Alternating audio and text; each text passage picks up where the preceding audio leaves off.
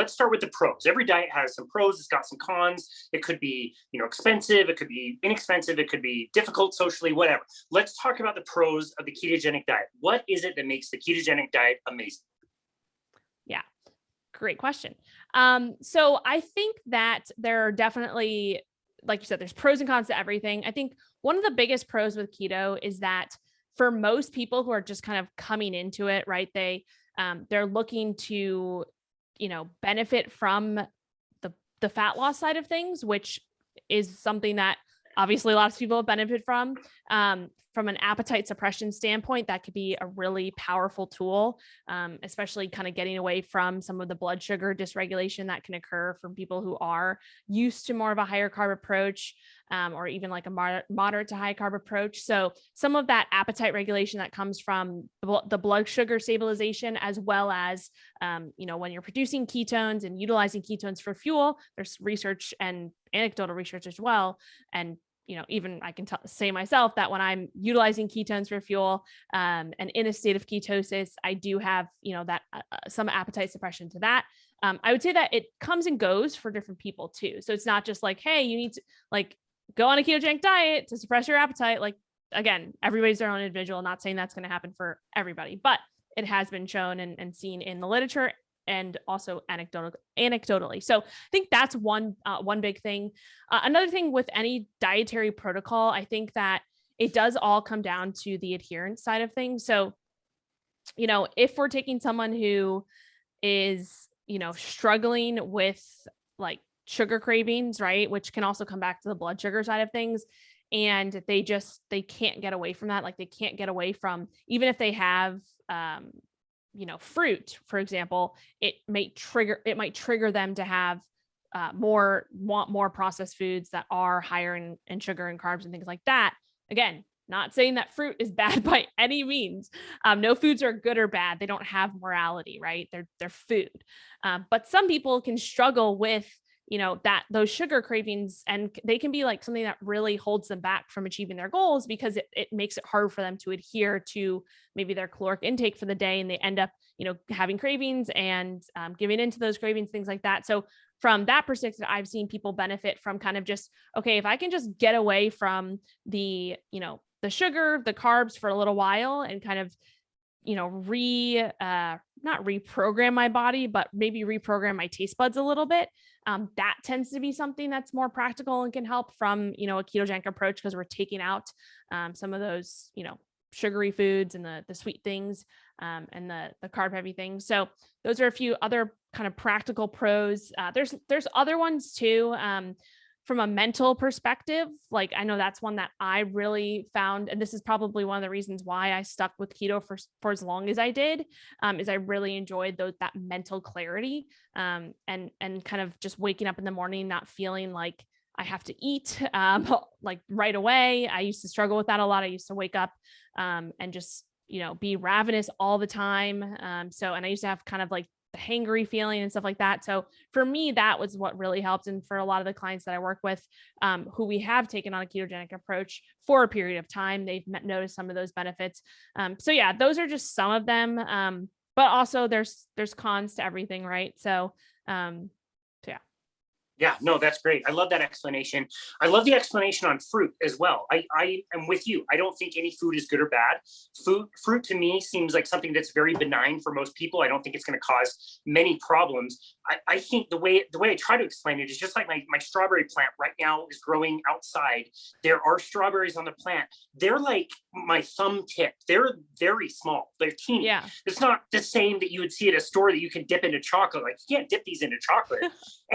and I picked a few the other day and left them out on my counter, and we keep our house pretty cold. Like 12 hours later, they were already pretty like aged. They were really oxidized at that point.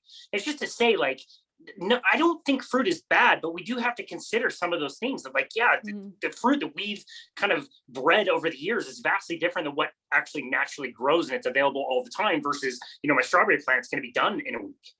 Yeah.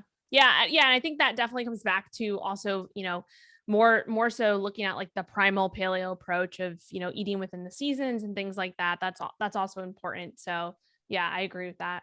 Cool. I love how you use all these things as tools, and everything has their place, and there's nothing that's like good or bad, which it makes this so, challenging and nuanced. So once somebody is going, the ketogenic route, they're starting to notice some of the benefits that you mentioned, and of course, many, many others. You start to almost associate yourself with the diet. And, I talked to Ben Azadi about this, where it's like, first of all, you're eating keto, and then foods are keto, and all of a sudden, like, you're keto. Like, I'm keto now. Like, I thought I was Casey, but I'm keto. Like, what kinds of things have you noticed when people get a little bit too attached to something that's really amazing that got them really, really good results? Mm-hmm. Yeah, I think that's one of the biggest things that I struggle with a lot, is like you kind of identify with a diet, especially with keto. And in my experience, like when I was kind of going through it, I actually made a lot of friends in the space, going to these low carb conferences and these keto conferences, especially as like it kind of became popular. And so that was a struggle for me, kind of coming a little bit away from that. But for a lot of the clients that I work with, and again, these are things that I went through. I think it's just so psychological. There's like a huge psychological component to it. And one of the biggest things I see is just like carb phobia, right? Just being afraid of carbohydrates. And even like we were talking about, being afraid to eat a strawberry from a garden, or a sweet potato from your garden, maybe, or from grocery, or wherever you get it. Just literally being scared to eat whole food carbs that grow from nature, right? So I was in that boat a little bit at a certain point, and I was like, I remember I was like, if I look at a sweet potato, I'm going to gain weight. Like, that's where my mind was at, because I was like, okay, keto is the one way. Like this, I feel great with this at the time. And I was like, I'm never going back to carbs. And so that was like a big psychological component. But my physical, I guess, transformation in the physical way that I felt was kind of getting muddied by that psychological side of things. And so that's where I kind of came to the point, and I kind of talked about this. I lost 20 pounds, prep for a photo shoot. I did not do that keto. I did it lower carb, and I used keto throughout at different points, but it was not like a strict keto approach. Not saying that you can't do that keto or anything like that. But so in the beginning, when I first got into keto, I did lose some weight through keto, right? And I was able to maintain that for a little while, especially as I stayed there for a long time, but I was at a different place in my life. I was doing different things.